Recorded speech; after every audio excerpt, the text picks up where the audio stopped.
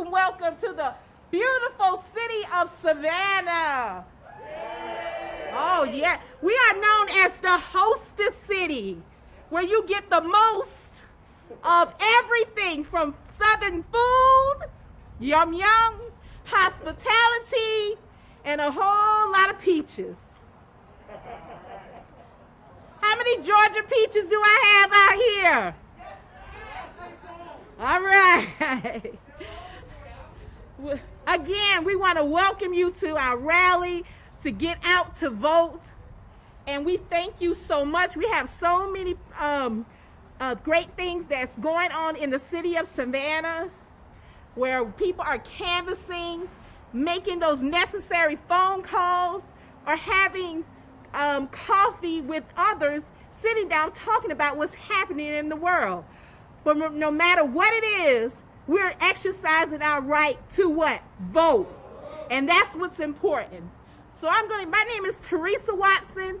I am the president of Savannah Federation of Teachers, Paraprofessionals, and School-Related Personnel. Thank you. Thank you. I represent teachers, paraprofessionals, and all the classified people that are in this district. And we are in trouble, y'all.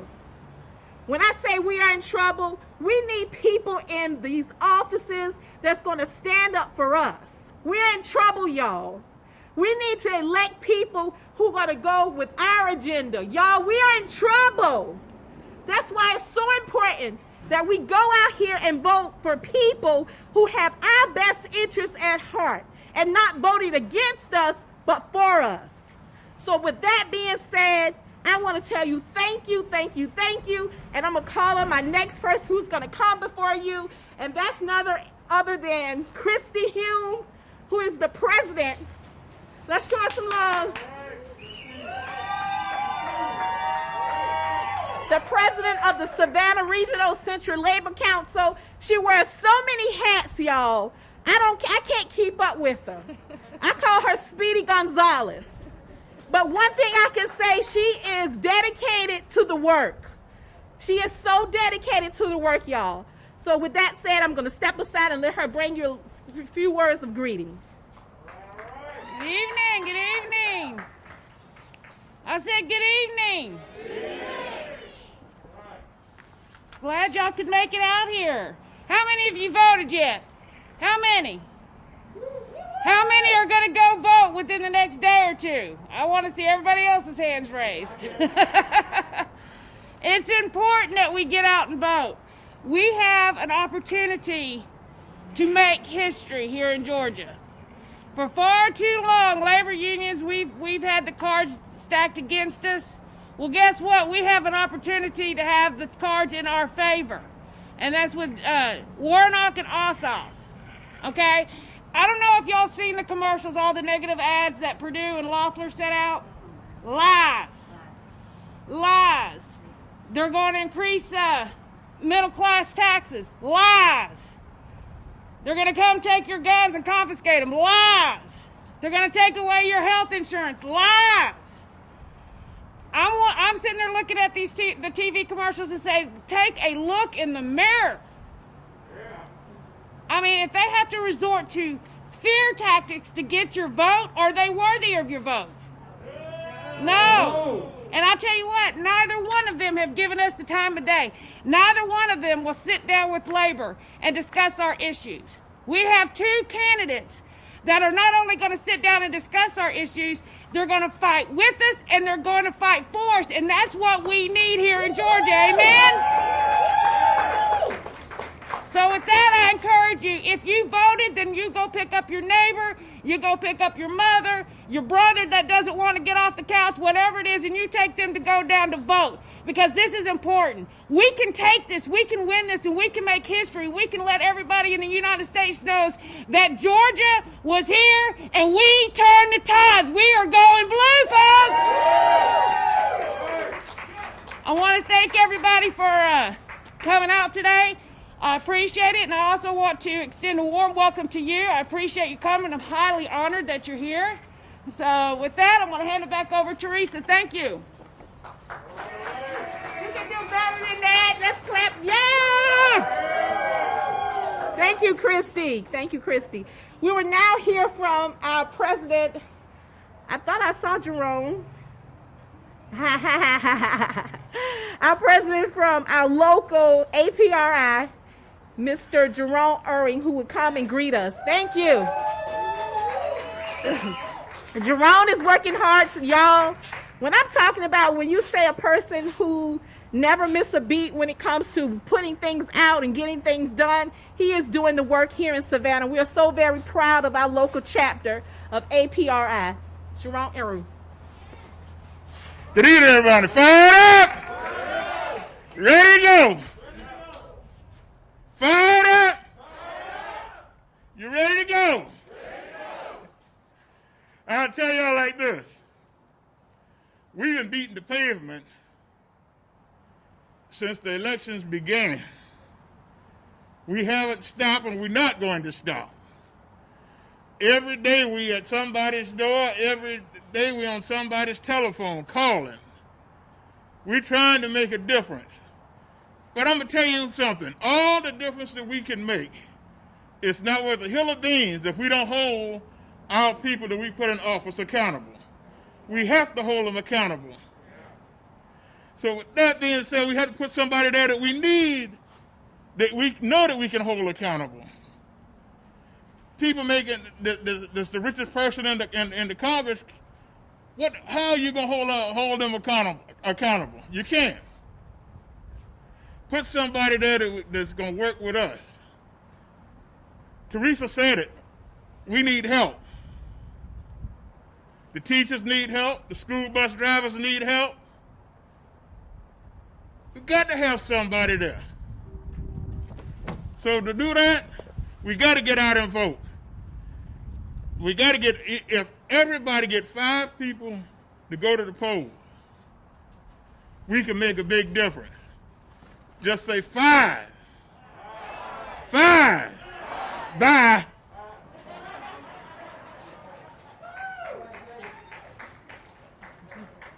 Thank you, Jerome, for that inspiring message.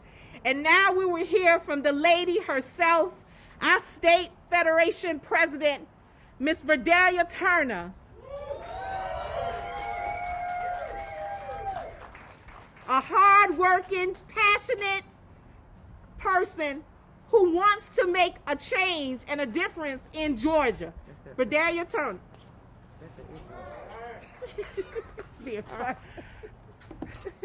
I told Theresa that was that eggnog.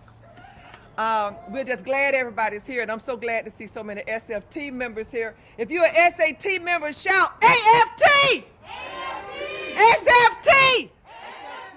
Win! And we're going to win, too. All right, now y'all know that Georgia is the 13th colony. 13 is a real good lucky number because this 13th colony, with the help of all of labor that's here, all the labor friends, with the help of our national president who just had a birthday, y'all, guess what? We're getting ready to save America.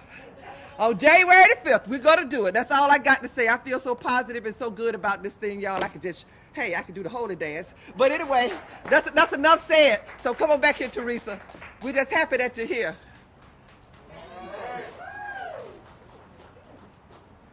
Now for the time. I tell you, when I first saw this lady, I went to a convention, our national convention, and I was pumped. She got up there, she's short, but big in stature. She got to that mic and she landed there and she shared with us the vision for American Federation of Teachers. Not only did she do that, but she gave us the hope of holding on to something that we want to see happen. Without further ado, I want to introduce to some and present to you all our national president, Randi Weingarten.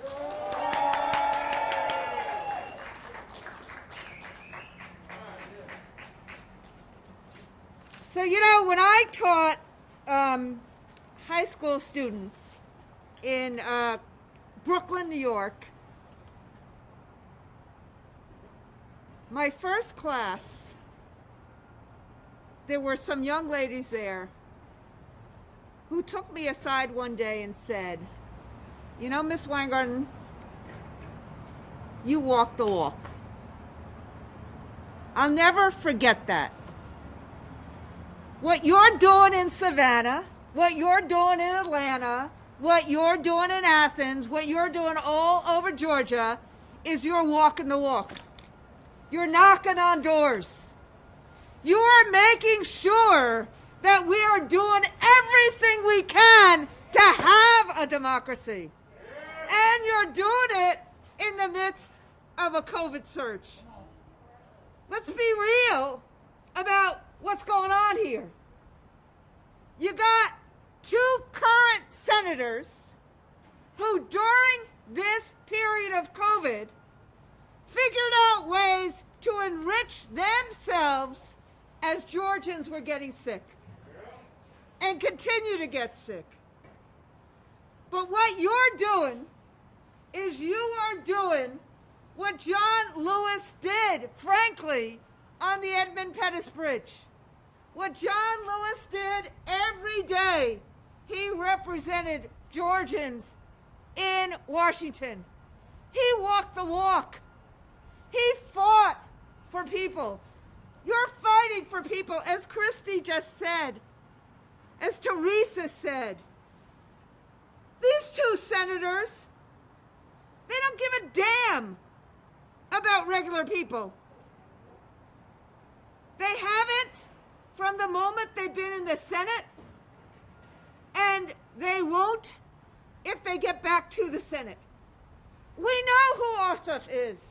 We know who Reverend Warnock is.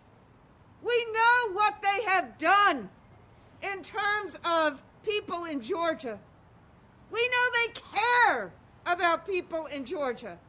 We know they care about kids getting a decent education. We know they care about workers being able to have a living wage. We know they care about making sure that there is decent health care. We know they care about justice and making sure that there is reforms of our justice system. And they're not afraid to say it, and they're not afraid to stand up for it. And that is who we need. You need, we need in the United States Senate. So why do I start by saying we're walking the walk?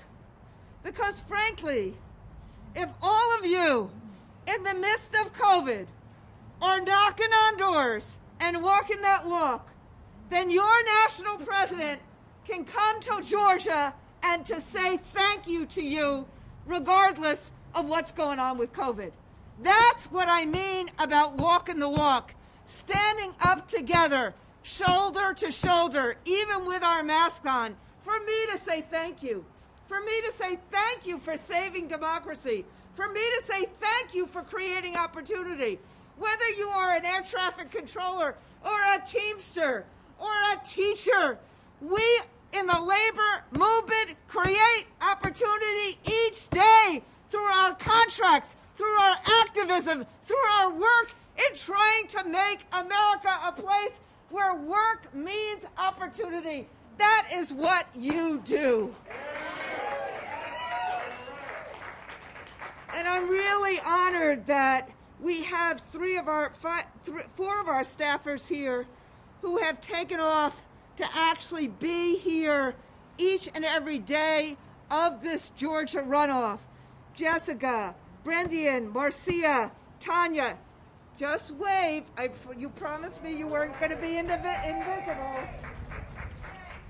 And our new Secretary Treasurer, Fed Ingram from Florida, who's here with us today, also walking the walk. But this is the one thing I want to say to people, other than thank you and how grateful I am to all of you, how grateful I am to Christy for being the CLC president, how grateful I am to Theresa for being the SFT president, how grateful I am to Jerome for being the APRI president, how grateful I am to Verdelia for being the AFT Georgia president. Why I say this? Look, I'm from New York. I inherited, when I was the union president in the UFT, I inherited a mighty, mighty local. We had done the work for years to make it a mighty, mighty local, but we didn't have the kind of anti-union animus that you see in Georgia all the time. My job was to keep the power.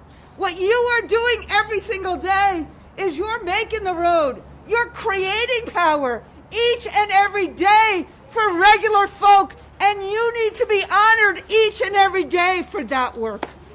It's righteous work.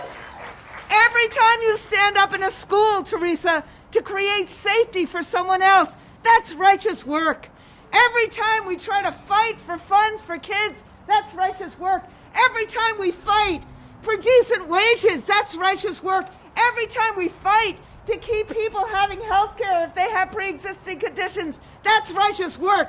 But we should have people in Washington who are helping us. And that is why we need Ossoff and Warnock. We know we have a new president, January 20th, who's going to fight for workers and working families. He's going to fight to tackle COVID. He's going to fight to not just restore an economy, but to grow an economy, to create the infrastructure we need, to take on climate without pitting the economy and climate against each other, to fight to reinvest and invest in education, to create the kind of health care that we need, the economy that we need, to get us the PRO Act so there could be a resurgence in bargaining and in organizing. But he needs a Congress he can work with, not a Congress that's going to obstruct and obstruct and obstruct like Mitch McConnell did to Barack Obama, remember? It was more important for Mitch McConnell that Barack Obama stumbled than that the American people soared. He doesn't change who he is. And I've had this front row seat in watching this in the COVID relief packages that we have tried to get passed for months and months and months. We've been working with the House of Representatives, with Nancy Pelosi, with many of your representatives to get the HEROES bill passed. Remember the HEROES bill that was passed by the House of Representatives in May? $3 trillion. What happened in the Senate? It went nowhere. And even when McConnell understood that we needed to get something, that people are hurting. You see the food lines. You see what's happening in terms of unemployment. You see what's happening in terms of rental assistance. It's not $600 that people need. People need a job, and they need a living wage, and need to make sure that nobody's going to take their homes away. What did Loeffler and Perdue do? It's not simply that they did a little bit of inside stock trading, having inside information about what was happening with COVID. That in itself was bad enough. But what else did they do? They even voted against McConnell's pithy, little, slim bill that couldn't get enough people last year. They wouldn't even vote for what McConnell put up. And now, I almost fell off my chair in listening to Kelly Loeffler yesterday say that she was so into this relief bill. I've never heard so much starts with B, ends with T in a very long time. Why do I say that? She didn't fight for this bill. She didn't fight for anybody. She fights for herself. She fights for big corporations. She doesn't fight for people who are suffering. She sees the wind is saying, oh, I need to do this to get elected. That is not the kind of politician we need in Washington. We need somebody who stands by their principles, who fights for workers, who fights for people. But, as Christy said, you know what they do? I watched the Warnock-Loeffler debate, how robotic she was. They're just going to smear Reverend Warnock. They're just going to smear John Ossoff. Just going to say things that ain't true. This is why what you're doing, and I'm going to end in the way I started, why what you're doing is so important. Walking the walk. Walking the walk. Talking to our friends, talking to our neighbors, talking to our colleagues. You can pierce through that bullshit.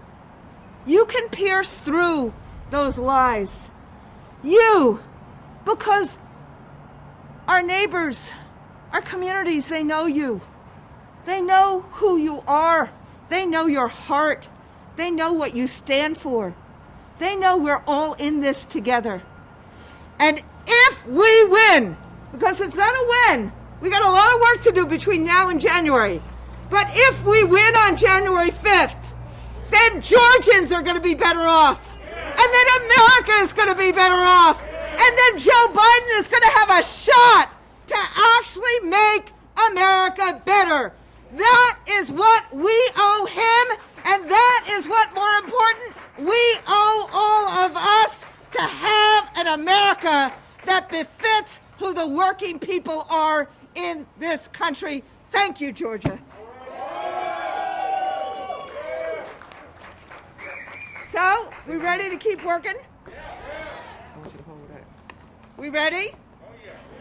Come on up, Fed. We're ready? Yes. We're ready? Yes. We're ready? Yes. This is our democracy defender leader, and we are so glad that she is here. She had already been to my hometown, Atlanta, and she didn't think it robbery. She wanted to come to Savannah, and we wanted to come to Savannah too, because we love Savannah. But we're here in the name of winning this race, and we're going to win it. It is such an honor. All eyes are on Georgia and the rest of the 49 states are going to celebrate. So we are officially adopting Randi today as a Georgia peach. And for her belated birthday, the Georgia Federation of Teachers SFT present you a peach bag. All right. Thank you.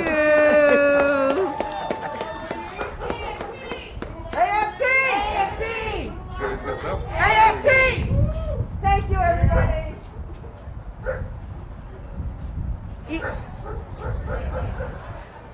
Now we have come to the end of just this part, but we have to keep going. So we're not calling this to an end, but we're going to take what we learned on today and what we already are doing, and we're going to keep going. Thank you for coming, and have a good evening.